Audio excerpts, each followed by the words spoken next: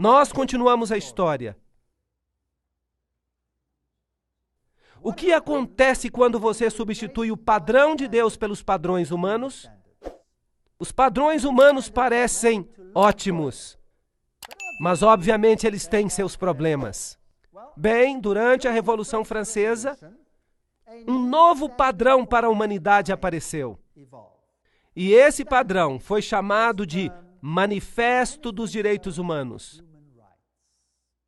Por falar nisso, se você assiste à televisão hoje, o que você ouve? Lei de Deus? Lei de Deus? Lei de Deus? Ou você escuta direitos humanos, direitos humanos, direitos humanos? O que você escuta? Você escuta direitos humanos. Agora, não é fascinante que a França tenha publicado seu primeiro manifesto dos direitos humanos dessa forma? Isso não é fascinante? São 2 tábuas de pedra. O que isso representa? A lei de Deus.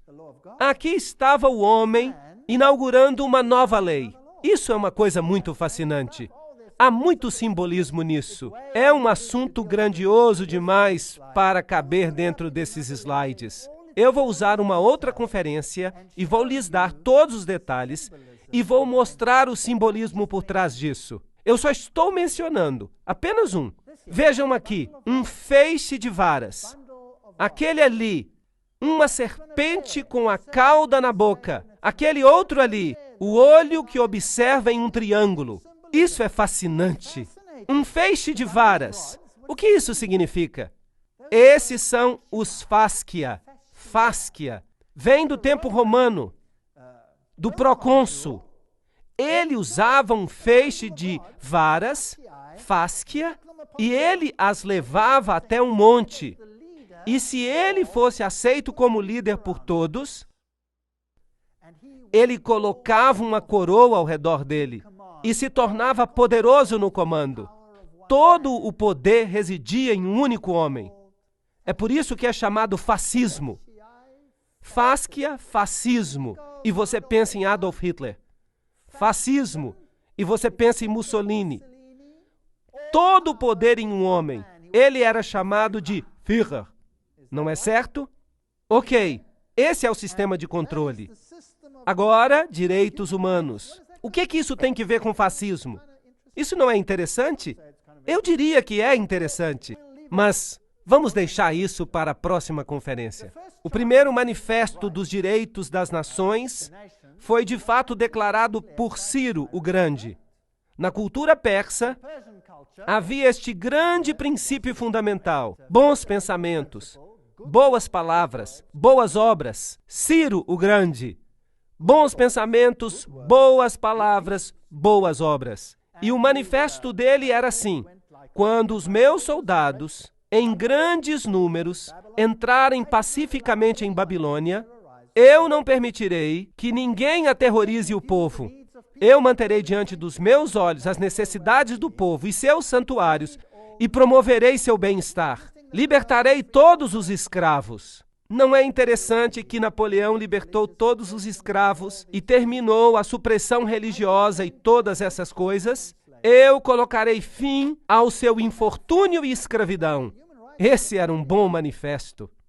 E nós lemos no Grande Conflito, séculos depois de o sangue dos santos ter sido derramado, ela está falando dos valdenses, dos albigenses, ela está falando dos protestantes que foram mortos. E muitos deles morreram por causa da França. Aqui está a Inquisição e as ferramentas da Inquisição. A machadinha que cortava a cabeça. Instrumentos de tortura horrível. E eles eram principalmente torturados por causa da heresia. Agora, qual é a definição de heresia? Vamos olhar o artigo heresia na página 440. Vem do grego hairesis, escolha, decidir-se por si mesmo, a sua crença e prática. Isso é heresia. Então, decidir por si mesmo foi, nesse período de 1260 anos, um ato de heresia, um pecado passível de morte. Isso é muito triste, não é? Então, tirando do homem a sua consciência, colocando em seu lugar um poder, então vamos ter algumas coisas muito interessantes acontecendo. Aqui estão alguns dos instrumentos que eles usavam. Estes, por exemplo, línguas que abriam e você coloca brasas vivas nelas. E então você mortificava a pessoa que você estava interrogando com essas brasas. Aqui estão presilhas para o tornozelo. Percebam os pontilhões nelas. E quando elas eram apertadas, eles entravam no osso. Vejam que essas pessoas faziam seu trabalho com seriedade. Esse instrumento particular foi usado pelo general Franco em 1970. É um instrumento horrível. Aqui está. Eles o punham ao redor do pescoço. E então eles começavam a apertar. E apertar. Não era nada agradável. Usavam, é claro, até parafusos no polegar. Esse instrumento daqui era horrível. Eles levantavam você com as mãos amarradas por trás das costas, até que ficasse dependurado de cabeça para baixo no ar. E então amarravam essa pedra imensa aos seus pés e a empurravam de uma prateleira. E ela caía e arrancava os seus braços dos ombros. Essas são as coisas horríveis que eles faziam na Inquisição. Eu sei, a gente não precisa falar dessas coisas, mas a crueldade desse sistema precisa ser conhecida.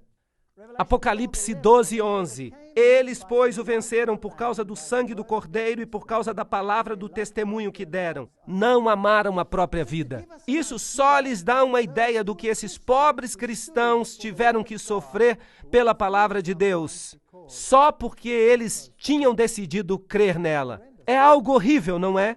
É muito feio. E aqui estão algumas das representações da Inquisição, em que as pessoas morriam aos milhares, às centenas, aos milhares, aos milhões, por causa de Hairesis, a sua decisão. Aqui está o monumento francês huguenote na África do Sul. Muitos dos huguenotes da França fugiram e eles erigiram este monumento. Este representa a Trindade. Aqui está uma mulher em pé na terra, representando a noiva de Deus. Ali ela senta na terra. Ela desceu à África desde a Europa. E em sua mão ela tem a Bíblia. E na outra mão uma corrente. Ela quebrou a corrente que prendia a Roma e fugiu para as terras distantes, para a África. Mas agora, de novo, ela está sendo perseguida ali. Mas essa é uma história diferente. Então ela fugiu para a América e para as terras distantes, a fim de escapar da perseguição dos 1260 dias. O grande conflito afirma: o mais negro crime dos catálogos de crimes, a mais horrível entre as obras terríveis de todos os séculos, foi o massacre de São Bartolomeu. Uau! O rei da França, influenciado pelos sacerdotes e prelados romanos, sancionou o decreto fatal. Um sino foi colocado. No meio da noite, o sino foi tocado. E então o massacre começou. E 50.000 protestantes foram assassinados em uma única noite pelo engano. Haviam dito a eles: vamos trabalhar juntos no futuro. Não vamos mais brigar por essas coisas. E os protestantes pensaram: oh, que maravilhoso! Uma palavra gentil de Roma. Nós podemos trabalhar juntos. E eles aceitaram o ecumenismo. Mas enquanto isso, houve uma conspiração. E numa noite, o sino tocou. E os inocentes desprotegidos morreram em uma noite. Bem, as armas do castelo de Santo Ângelo deram uma salva de alegria.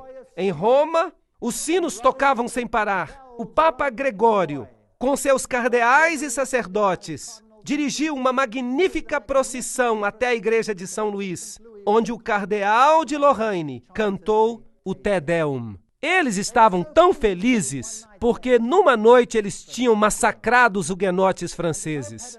O Papa mandou fazer uma medalha. Aqui, uma medalha com seu nome de um lado e do outro lado as palavras Hugonotorum Strages, que significa massacre dos huguenotes. Eles se alegraram. Não foi algo terrível que aconteceu? Deuteronômio 11:16.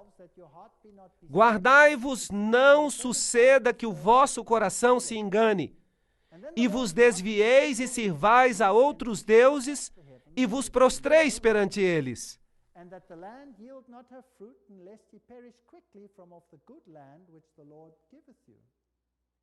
So, if you turn away from the word of God, and you take the law of God away, then there will be dryness, barrenness. Apocalipse 11, 7. Quando tiverem então concluído o testemunho, a palavra de Deus, a besta que surge do abismo pelejará contra elas e as vencerá e matará. Agora, isso aqui, como eu já disse antes, era um chapéu jacobino. Agora, o que era um chapéu jacobino? Quem controlava os jacobinos? Ora, o fundador dos jacobinos era um homem de nome Adam Weishaupt. Agora, quem era Adam Weishaupt? Ele era um professor jesuíta de direito canônico. Isso não é interessante? Então, a pessoa que realmente organizou a Revolução Francesa era um jesuíta. E ele era o pai do jacobismo. Ele foi também o fundador dos Illuminati. Então, um jesuíta fundou os Illuminati e um jesuíta dirigiu o jacobinismo, que foi responsável pela Revolução Francesa. Aqui está a Universidade Ingolstadt, onde ele era professor. É interessante que depois da Revolução Francesa, o papado tinha recebido uma ferida mortal e se tornou insignificante aos olhos dos homens. Mas em 1929, o menor estado do mundo foi mais uma vez estabelecido. Então, algo que tinha recebido uma ferida, agora se levantou de novo. Portanto, em 1929, Gaspari assinou o Tratado do Laterano e os Estados do Vaticano voltaram à existência. E o jornal San Francisco Chronicle disse: Mussolini e Gaspari assinaram um pacto histórico em Roma. A disputa romana naquela noite se tornou uma coisa do passado. E o Vaticano fez paz com a Itália. As assinaturas naquele documento memorável pretendiam sarar a ferida. É como se eles estivessem citando as Escrituras. Extrema cordialidade foi demonstrada de ambos os lados. É uma história fascinante. Esse poder parecia ter recebido uma ferida mortal. E agora ele se erguia de novo. Mas vejam, ele só parecia ter recebido uma ferida mortal. O engano é algo que é inexplicável às vezes. Agora deixe-me mostrar alguns dos papas posteriores. Aqui está Antônio Sayer. Ele foi o primeiro grande mestre da maçonaria em London Lodge, fundada em 1717. Vejam que este é o período de tempo precursor que leva ao tempo da Revolução Francesa. E esses maçons se erguem assim, com as mãos no estômago e com o dedo apontando para cima. Esta é a figura do Papa Pio XII. Ele imprimiu um selo. E este é um retrato do Papa Pio XII. Ele é quadrado e tem um simbolismo maçom nele. E ele aparece em pé do mesmo jeito. É interessante que o Vaticano proibiu a maçonaria. Mas também é interessante que se você não quer ser culpado por alguma coisa, tudo que você tem que fazer é proibi-lo e praticá-lo em segredo. Mas lá no Vaticano, a maçonaria proliferou e todo cardeal se tornou membro. É interessante, mesmo quando ela havia sido proibida. Lembrem-se que Apocalipse capítulo 9 nos disse: soou a trombeta, e eu vi uma estrela cair do céu na terra, e a ele foi dado a chave do abismo sem fim. E ele abriu o abismo sem fim, e se levantou a fumaça do abismo, e a fumaça de uma grande fornalha, e o sol e o ar foram escurecidos por causa da fumaça do abismo. Então, a luz de Jesus foi escurecida por causa da fumaça. Foi assim que começou. Em Apocalipse 12, 3, nós temos outra besta. E apareceu um novo portento no céu. E eis um grande dragão vermelho, que tinha 7 cabeças e 10 chifres, e 7 coroas sobre as cabeças. Portanto, em Apocalipse capítulo 9, Nós temos essa fumaça saindo. Em Apocalipse capítulo 11, essa besta sai do mesmo abismo sem fim. É ela que faz crescer essas trevas sobre o reino estabelecido. Ela começa a crescer. Os outros poderes de Apocalipse são este dragão com as 7 cabeças, com uma coroa sobre a cabeça. E Apocalipse nos diz quem é. É Satanás que representa todos os reinos da terra, aparentemente. E Apocalipse 12, 9 nos diz que foi ele que foi lançado fora. Ele é o diabo. E ele engana o mundo inteiro. Ele faz guerra com a mulher de branco, que é a outra igreja boa na terra que representa a palavra de Deus. Há outras bestas no livro de Apocalipse. Há o leão com 2 asas, que é uma imagem do livro de Daniel. Em Apocalipse 13, nós temos a besta com a boca de leão. Então, há uma besta que se parece leopardo em Apocalipse 13. Seus atributos são também descritos. Há um urso em Daniel 7. Esses atributos são também encontrados em Apocalipse 13. E então há uma besta terrível. É impossível saber exatamente qual é a sua forma, mas há aqui a imaginação de um artista. Ela tem chifres, que você também encontra em Apocalipse 13. Então essas bestas são todas muito interessantes. E todas são representadas como se saíssem do mar, ok? Então, em Apocalipse 13, todos os atributos de Daniel 7 se encontram nesta besta conglomerada que se levanta do mar. Apocalipse 13 também tem uma besta que sai da terra. E ela se parece, talvez, como esta. Eu não sei como ela se parecia. E em Apocalipse capítulo 17, você tem outra besta com uma mulher montada nela. Vamos ler isso. 17:3. E ele me levou em espírito até o deserto. E eu vi uma mulher sentada sobre uma besta escarlate, cheias de nomes de blasfêmia contra Deus, e tendo 7 cabeças e 10 chifres. E o verso 8. A besta que viste era e não é. Está para emergir de onde? Do abismo.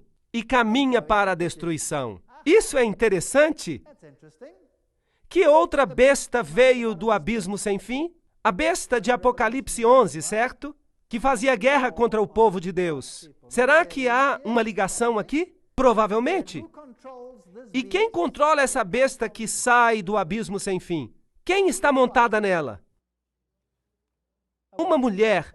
Uma igreja dirige. Será possível que os sistemas políticos deste planeta estão sendo dirigidos por uma mulher e nós não saibamos disso?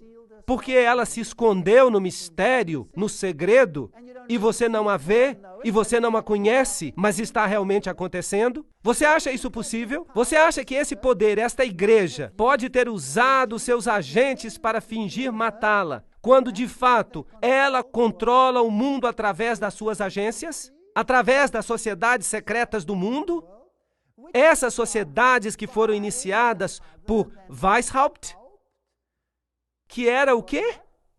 Um jesuíta. É possível? Iluminismo. O que é o iluminismo? Para onde ele está nos levando? É possível que haja uma guerra contra a palavra de Deus? Que aqueles que representam a palavra, a igreja, vão entrar em conflito com essa nova entidade política que tem um novo padrão que é chamado de direitos humanos? Você acha que isso é possível?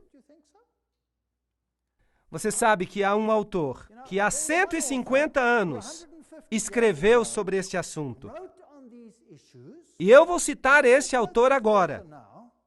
E o ponto não é se isso é certo ou errado, mas apenas que foi percebido assim. E vamos comparar isso com o que o ocultismo disse mais ou menos na mesma época. Nós vamos fazer isso.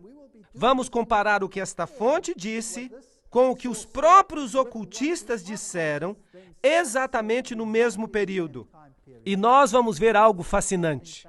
Então, se vocês tiverem paciência comigo, sem identificar, eu gostaria de ler algumas dessas coisas que pareciam estar corretas há 150 anos, quando essas coisas estavam acontecendo. Você sabe, a Revolução Francesa e suas consequências. Por uma variedade de imagens, o Senhor Jesus representou a João, está falando do Apocalipse, o caráter ímpio e a influência sedutora daqueles que têm se destacado na sua perseguição ao povo de Deus. A apresentação de Deus de obras detestáveis dos habitantes dos poderes que governam o mundo, que se ligam em sociedades secretas, que desonram a lei de Deus, deveria capacitar o povo que tem a luz da verdade para que se mantivesse distante desses males. Então, 150 anos atrás, isso já era percebido. Uau! Então, para João, o caráter ímpio e a influência sedutora daqueles que se destacaram por sua perseguição ao povo de Deus, quem são esses? Esse terrível retrato descrito por João para mostrar quão completamente os poderes da terra se entregarão à maldade, deveria mostrar para aqueles que receberam a verdade quão perigoso é se associar com sociedades secretas ou se unir a elas. Fascinante. Os poderes que governam o mundo, que se associaram a sociedades secretas e confederações, eles não guardarão os mandamentos de Deus. Eles têm um outro padrão. Aqui está o texto citado pelo profeta Isaías, que eu já li para vocês. Isaías, no capítulo 8, 9 a 13, diz: Associai-vos, ó povos, e sereis despedaçados. Em outras palavras, fazei confederações por trás dos bastidores, planejai juntos como subverter a verdade no mundo. Ó povos, sereis despedaçados. Dai ouvidos todos os que sois de países longínquos. Cingi-vos e sereis despedaçados. Forjai projetos e eles serão frustrados. Falai a palavra e ela não subsistirá, porque Deus é conosco. Essas pessoas estão dizendo, Deus é conosco. Nós estamos fazendo a coisa certa, porque o Senhor assim me disse, tendo forte a mão sobre mim, e me advertiu que não andasse pelo caminho desse povo, dizendo, não chameis conjuração a tudo quanto este povo chama conjuração. Não temais o que ele teme, nem tomeis isso por temível. Ao Senhor dos exércitos, a ele santificai. Seja ele o vosso temor, seja ele o vosso espanto. Ahá! Então Isaías está prevendo que o mundo se associaria e diria, o Senhor está nisto, nós estamos trabalhando juntos como um grupo. Esta é a melhor coisa que devemos fazer. Mas eles estão deixando Deus fora disso e não terão sucesso. Então, há aqueles que perguntam se é correto para os cristãos pertencerem à maçonaria e a outras sociedades secretas. Que todos leiam uma passagem que acabei de citar. Se nós somos mesmo cristãos, precisamos ser cristãos em todo lugar e precisamos considerar e ouvir o conselho dado, tornando-nos cristãos de acordo com o padrão da palavra de Deus. Percebem, então, que é importante que nós vejamos o que os maçons realmente ensinam? Ou talvez ainda mais interessante, quem fundou os maçons? Quem os controla? O que eles ensinam? Será que de fato eles pregam contra Jesus e a palavra de Deus? Sim ou não? Essas são perguntas que nós precisamos responder. O caráter não cristão dessas confederações será percebido nas sociedades secretas, porque elas servem a deuses tão insensatos e tão impotentes quanto os deuses do hinduísmo. Que interessante! Aqueles que se levantam pelo estandarte ensanguentado do príncipe Emanuel não podem se unir à maçonaria ou a qualquer outra sociedade secreta. Cristo não está dividido. Ninguém pode se unir a elas e ser homem livre diante de Deus. Os cristãos devem romper todos os laços que os prendem a essas sociedades secretas que não estão sob o controle de Deus. Nós não podemos pertencer a sociedades secretas. Isso foi escrito há 150 anos. E, finalmente, uma coisa eu sei, que aqueles que permanecem em contato com elas serão queimados com os maços de joio. Os agentes satânicos estão em toda a cidade, ocupadamente organizando partidos que oponham a lei de Deus. Nós não podemos baixar a nossa guarda. E um dos planos das sociedades secretas é formar monopólios gigantescos. Poucos homens se juntarão para obter todos os meios em certas linhas de negócio. Será que isso está acontecendo hoje? Estamos vendo monopólios gigantescos sendo formados? forçando o pequeno empresário a se aposentar ou a se submeter a seu poder? Sim ou não? E se você não faz o que mandam, você não consegue prosperar. Você já ouviu falar de multinacionais? Sim ou não? Você não pode abrir o jornal hoje sem ler a respeito das multinacionais. Certo ou errado? Parece tudo bom, mas você sabia que a sua liberdade está sendo corrompida passo a passo, até que você não seja nada mais do que um escravo? E se você ousar abrir a boca, bem, você perderá o seu emprego e a sua indústria, e você não será capaz de comprar ou de vender. Os sindicatos serão uma das agências que trarão sofrimento à terra neste tempo, como nunca o mundo experimentou. As pessoas não creem nisso, mas eu creio. Eu já tive a experiência desagradável de me levantar do outro lado dos sindicatos quando eles estão em greve. Você já viu isso? É muito assustador. Na África, onde eu vivo, os sindicatos são muito poderosos. Os sindicatos parecem uma coisa boa. E é claro, os direitos humanos garantem a existência de sindicatos para que você possa brigar pelos seus direitos. Mas pense nisso. Se o bolo é de um tamanho e eu brigo por uma fatia maior, o que acontece com a fatia do meu vizinho? Ela fica menor, certo ou errado? Será que eu estou amando o meu próximo como a mim mesmo quando eu faço com que a fatia dele fique menor para que a minha possa ficar maior? Sim ou não? Eu acho que não. E se chegar o ponto quando você quiser dividir a fatia? Bem, você só pode ficar com a sua fatia.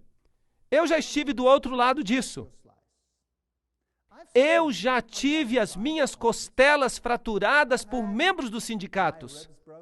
Eles estavam usando as universidades para atingir o governo. Eles declararam um boicote às aulas da universidade. E os alunos estavam ficando sem educação. Isso significava que os alunos pagavam todo o semestre e perdiam tudo. Então a universidade decretou que as aulas continuassem. Eu era professor e eu disse, as aulas vão continuar. E então, os sindicatos invadiram a minha sala. E eu fiquei em pé na porta e disse, lamento, mas vocês não podem entrar aqui. Sou eu que dou permissão para que os alunos entrem aqui. Eu sou responsável, não eles. E eles começaram a me bater. E eles quebraram as minhas costelas. E a polícia estava por toda parte. Será que alguém levantou um dedo? Não. Eu tenho prova disso. Eu saí na primeira página de todos os jornais do país. E nada aconteceu. Os alunos não conseguiram sucesso. E eles saíram. Felizmente, por alguma razão, eles saíram. Talvez haja poder no poder da oração. Eles foram para outro lugar e quebraram tudo. Bateram até nos alunos. Bateram neles horrivelmente. Meus alunos escaparam aquele dia pela graça de Deus. Eu estava ali num prédio onde os membros do sindicato negociavam. E os negociadores não queriam lhes conceder o que queriam. E então eles começaram a bater em ritmo contra o prédio, como somente os africanos sabem fazer. Era um prédio de vidro e ele explodiu. Ele caiu com uma chuva de vidro. Uma coisa horrível. A destruição que você vê. Um dos agentes a causar o tempo de angústia. Os sindicatos não são de Deus. Aqueles que se unem às sociedades secretas, fiquem longe delas. Isso foi escrito há muitos anos. Apocalipse 11:15. O sétimo anjo tocou a trombeta, e houve no céu grandes vozes dizendo: o reino do mundo se tornou de nosso Senhor e do seu Cristo, e ele reinará pelos séculos dos séculos. E os 24 anciãos que se encontram sentados nos seus tronos, diante de Deus, prostraram-se sobre os seus rostos e adoravam a Deus, dizendo: graças te damos, Senhor Deus Todo-Poderoso, que és e que eras, porque assumiste o teu grande poder e passaste a reinar. Portanto, há também boas notícias. Apesar deste poder, que começa em Apocalipse capítulo 9, abrindo as covas do inferno, para trazer as suas doutrinas ao mundo, doutrinas que obscurecem a luz, e para trazer trevas sobre a terra, crescendo através da história até o tempo em que nós chegamos à Revolução Francesa. As covas do inferno estão abertas de novo e um poder se levanta. Este deve se tornar um poder político universal que será controlado por uma mulher, por uma igreja que substituirá a palavra de Deus e usará o seu próprio padrão para substituí-la, o seu próprio Éfa. Isso faz sentido? Parece bom no papel, mas de fato viola todo o princípio da palavra de Deus. Todo o princípio dos 10 mandamentos é violado. E é difícil ver, porque parece tão bom. Mas quando continuarmos com as palestras, perceberemos que esse é de fato o caso. Se você pegar o primeiro mandamento que diz: Eu sou o Senhor teu Deus, não terás outros deuses diante de mim. Há países que se dispõem a honrar isso ou qualquer outra coisa, desde que tenham uma paz universal para todos, desde que concordem. De fato, isso parece equivalente a dizer: terás todos os outros deuses diante de mim. Concordam comigo? Você terá que tolerar a idolatria, ou, do contrário, estará em dificuldades. No que diz respeito à blasfêmia, não é fascinante que quando você liga a televisão, só se blasfema contra um Deus? Já notaram isso? Só se blasfema contra um Deus, não se blasfema contra os outros. E eu acho isso fascinante. Eu quero escrever à Comissão dos Direitos Humanos e dizer: vocês sabem, para termos igualdade, deveríamos blasfemar contra todos os deuses igualmente. Eu imagino como eles reagiriam. Eu imagino como o mundo muçulmano reagiria se fizesse lá o que se faz no mundo inteiro na televisão contra Jesus hoje em apenas um dia. Eu imagino como eles reagiriam se a mesma coisa fosse feita em termos da religião budista, ou da religião hindu, ou de qualquer outra religião na face da terra, se nós queremos igualdade para todas. E que tal o 5º mandamento? Honrai pai e mãe. Não, as crianças de hoje têm que ser reeducadas de acordo com padrões para se tornarem cidadãs do mundo. Isso significa que devem parar de respeitar o pai e a mãe e começar a respeitar o sistema. Será que faziam isso no comunismo? O que faziam no comunismo quando as crianças queriam se apegar às normas dos seus pais? O que faziam com elas? Eles as pegavam e as reeducavam. Eles as ensinavam a não respeitar pai e mãe. Isso não é triste? Não matarás. Uau! Não cometerás adultério. Não dirás falso testemunho. Será que essas coisas são toleradas?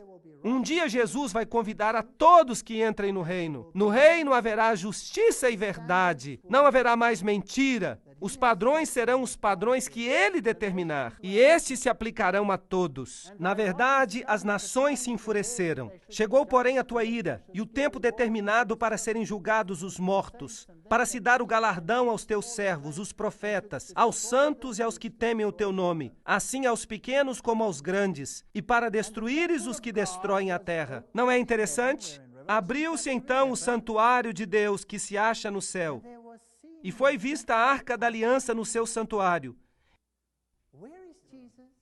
Onde está Jesus? Em que compartimento? No Santíssimo. Uau! Nós nos movemos do período de ministério no primeiro compartimento ao ministério no segundo compartimento. Esse é o juízo.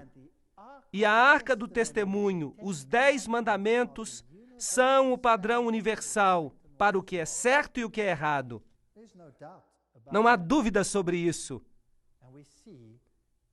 E nós vemos esse testemunho. E isso significa que o tempo acabou. E sobrevieram relâmpagos, vozes, trovões, terremoto e grande saraivada. Esta é a história da última praga na terra. and the kingdom E o reino de Deus se torna o reino da terra também. of earth as well. So Jesus, Então Jesus, o grande sumo sacerdote, é visto na frente da arca do testemunho. the true standard, Esse é o verdadeiro padrão. the ephah, Não o efa controlado pela mulher.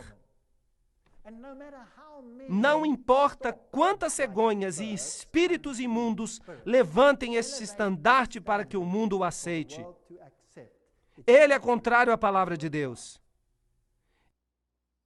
As we saw up to now, E como vimos até aqui, this church, essa igreja é definida, infelizmente, it's the one that rules for é 1,000 a igreja que domina por 1260 dias. of the Middle É a igreja da Idade Média. Ages, the Roman Church. É a igreja romana. Cannot change it. E eu não posso mudar isso. Eu já fui I'm católico. so grateful for the word of God. E eu agradeço a Deus porque Ele me mostrou essas coisas.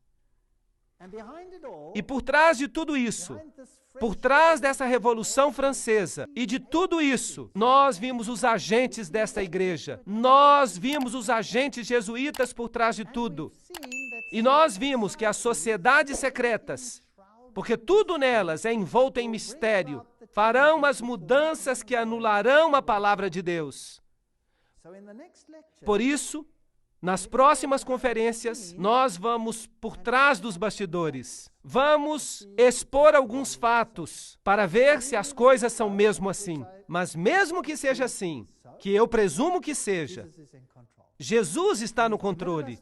Ele permitiu que víssemos essas coisas. Ele é o sumo sacerdote que oficia.